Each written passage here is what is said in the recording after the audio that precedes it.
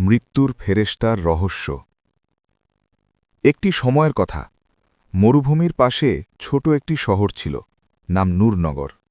শহরের মানুষ ছিল খুব সরল, তারা আল্লাহর ইবাদত করত এবং একে অপরকে সাহায্য করত। কিন্তু তাদের মধ্যে একজন যুবক ছিল, নাম ছিল সাফওয়ান। সে খুব চিন্তিত থাকত।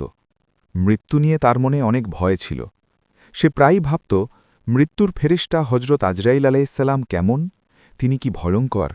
তিনি কি হঠাৎ এসে সব শেষ করে দেন? একদিন রাতে সাফওয়ান আকাশের দিকে তাকিয়ে বলল, হে আল্লাহ, যদি সম্ভব হয় আমাকে সত্যটা জানতে দিন। সেই রাতেই সাফওয়ান এক অদ্ভুত স্বপ্ন দেখল।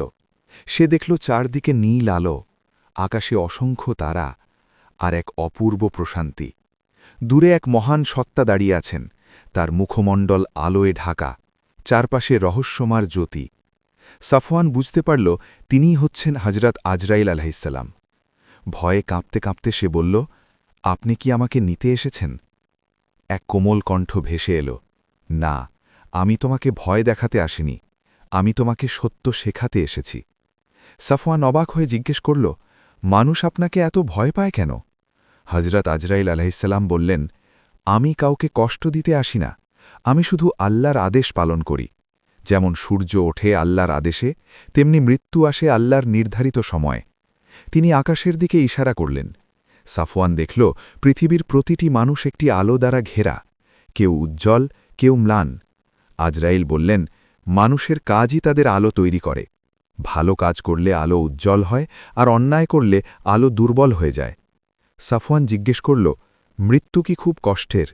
উত্তর এল, যারা আল্লাহকে ভালোবাসে এবং ভালো কাজ করে তাদের জন্য মৃত্যু ফুলের মতো কোমল। যেমন ঘুমের সময় মানুষ শান্তি পায়, তেমনি তাদের আত্মা শান্তিতে চলে যায়।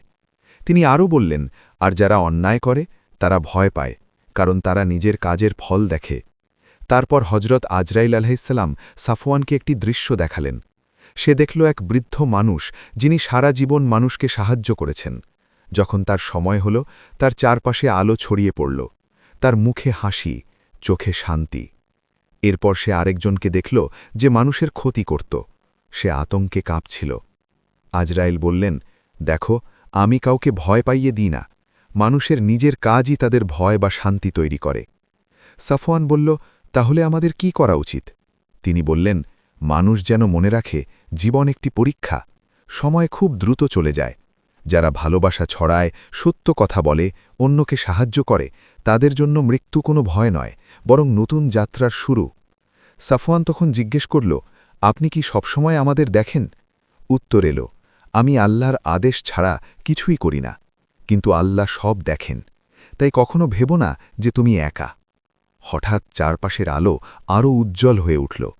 আজরাইল বললেন, যাও, মানুষকে বলো, মৃত্যু ভয় নয়, বরং স্মরণ করিয়ে দেয় যে সময় সীমিত, তাই ভালো কাজ করো। সাফওয়ানের ঘুম ভেঙে গেল। ভোরের সূর্য উঠেছে, পাখিরা ডাকছে। তার মনে আর ভয় নেই, বরং সে অনুভব করল জীবনকে সুন্দর করার সুযোগ এখনও আছে।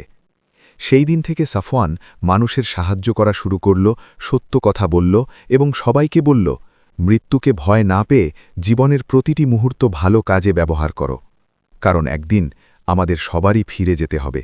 কিন্তু কেমনভাবে ফিরে যাব তা নির্ভর করে আমাদের কাজের উপর।